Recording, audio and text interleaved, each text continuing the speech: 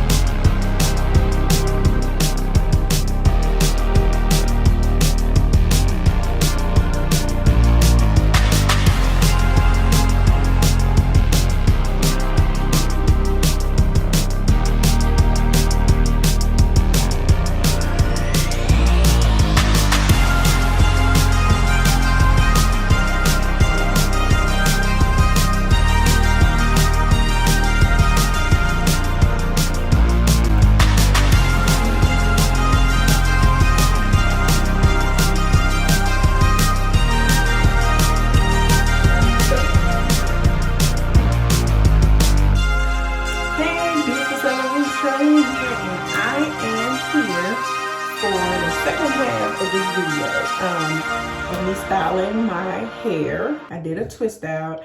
And disclaimer, this is 7 days later.